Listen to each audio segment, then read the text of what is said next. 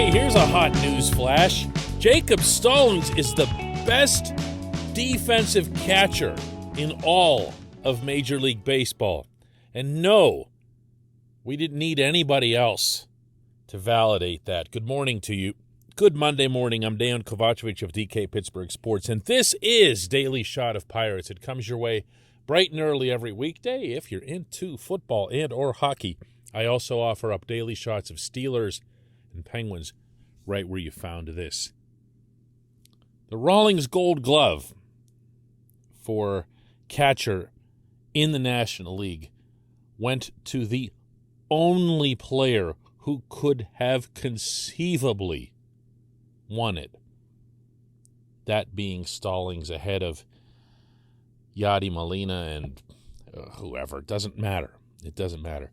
Stallings had 21 defensive runs saved over the course of the year. There's a lot that goes into that metric, but all you need to know is that only one other player at one other position in either league had as many, and it was Houston shortstop Carlos Correa, who's now, of course, a zillion-dollar free agent. He also had 21. No one else had that. No other catcher came within 8 of that figure. That's how imbalanced this was. Stallings had the number 1 rating in pitch framing, which was his calling card as he began to establish himself as a starter, but gradually he just kept adding and adding and adding through tireless work. And he became excellent at pitch blocking. My goodness, I can't say enough about the pitch blocking because, all these official announcements and so forth aren't going to share with you what I'm about to, but he caught a terrible pitching staff, okay? He caught guys who couldn't throw strikes to save their lives. Not all of them. I'm talking about a lot of them. He also caught, 84 different pitchers over the course of the year? I don't remember the exact number, but it was a franchise record. He didn't know any of these guys. He didn't know half of them. Didn't matter. They gained his trust. They threw pitches, in some of them purpose pitches, in the dirt to try to get a swing, and they would do it with a guy on third base in the game on the line. Didn't matter because they knew they had a catcher who was just going to block everything. And the stat that jumps out more than any other is the furthest thing in the world from an advanced metric. It's passed balls. And this guy had 0 in 104 games, 103 of those being starts. 0. He and whoever his backup happened to be combined for the longest streak without a passed ball in the history of the sport. There's no surprise here. There's no, wow, can't believe this happened. Can't believe they paid attention to anyone from the Pirates. He left them no choice. There were a couple other Pirates up for Gold Gloves. Brian Reynolds lost out to Harrison Bader from the Cardinals, who I swear, by the way, won his Gold Glove solely on the virtues of his many performances at PNC Park this past year. He was unbelievable. And Kevin Newman lost out at shortstop to Brandon Crawford, who had an outstanding year for the 107-win Giants. I'm not going to get into complaints on either of those fronts. It's a credit to those players that they become finalists. It's a credit to Ke'Bryan Hayes that he won the Fielding Bible Award. And the only reason he wasn't eligible for the Gold Glove is he didn't have enough innings because of the wrist injury that cost him roughly half the season. Even then, I'm not sure he would have beaten out Nolan Arenado at third base. And it's a credit overall to Derek Shelton, his coaching staff, and the instructional people that the Pirates theoretically could have had half of the National League Gold Glove team, at least if you're exempting pitchers. That's something. It really is. One way to begin establishing respect for your team, and again, I'm not talking about outside respect or even necessarily inside the industry. I'm talking about within your own team. Building up your own brand to your own people is to excel fundamentally. All anyone's going to remember about the Pirates' fundamentals in 2021 was Will Craig running toward home plate or Kip Bryan missing first base when he went around on that home run and lost it. You know, that's how it goes. That's how it goes when you lose 101 games.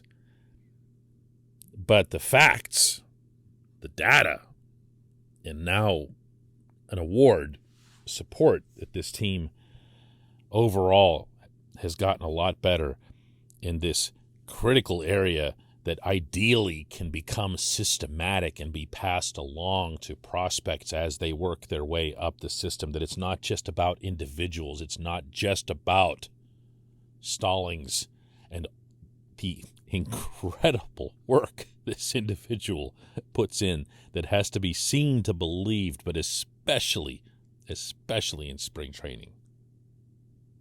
This is a self-made Gold Glover in every way, and he was predictably and understandably really proud upon hearing this news last night. You look at you could just stay in the National League and look at all the catchers from Buster to Yachty to JT. I mean, the list kind of goes on and on. To win an award like this, I wasn't going to let myself look at the list of winners until I found out that I won. And so I looked at it, and just to be on the list with Matheny and Yachty and Johnny Bench and so many others, it's really cool. Something that, I don't know that it's totally sunk in, but it's very cool, and obviously a dream come true.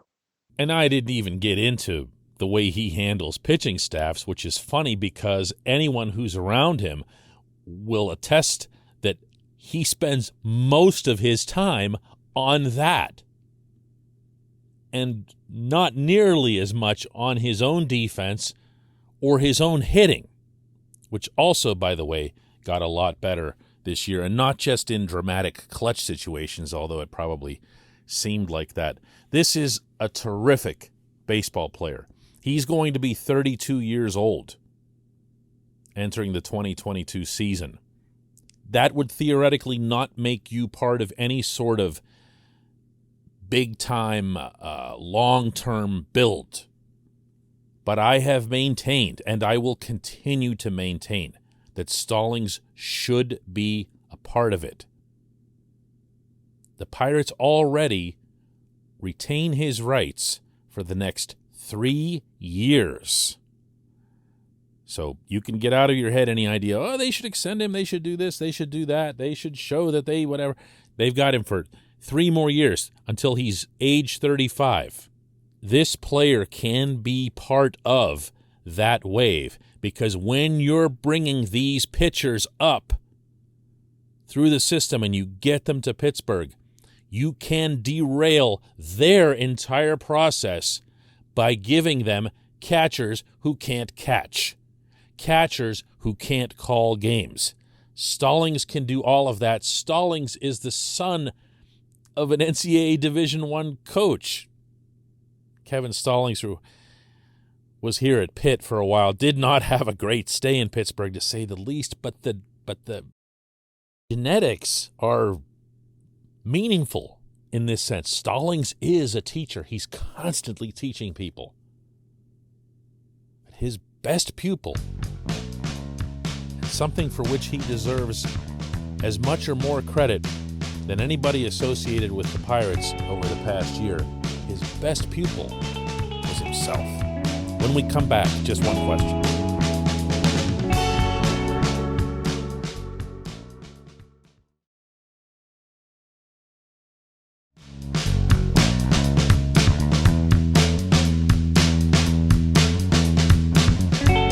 It's time for Just One Question. That's brought to you on this program always by the good people at North Shore Tavern, a proud, independent Pittsburgh business owned by Mike Sukic.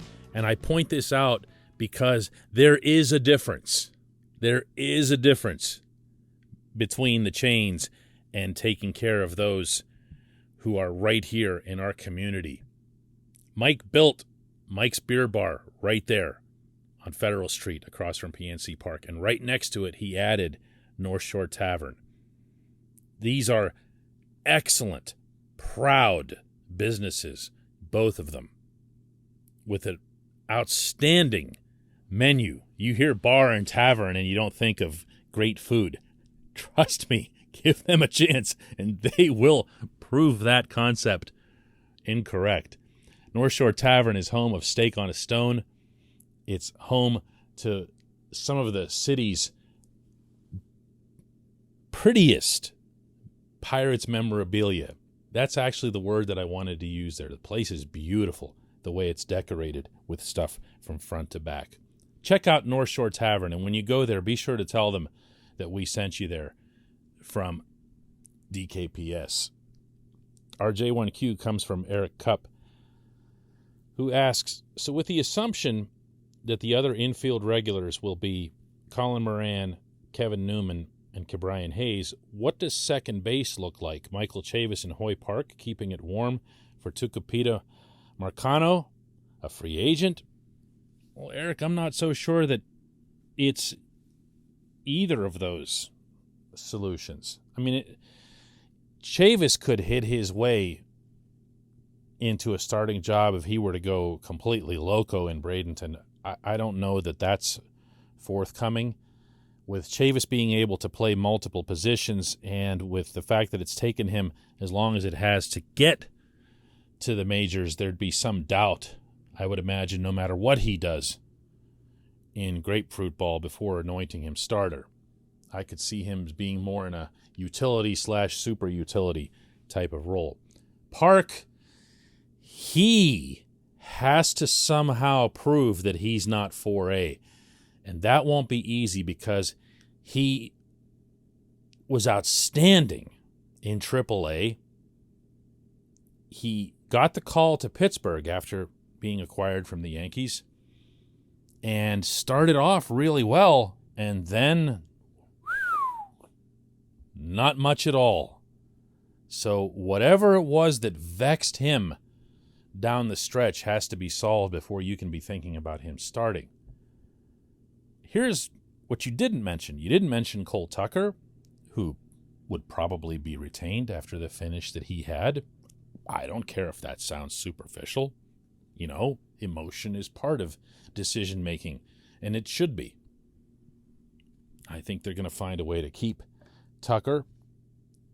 And I also think that you're going to see very real thought given to O'Neal Cruz staying at shortstop. I'm not in favor of it, but I'm also not opposed to it. I know that sounds excessively wishy-washy, but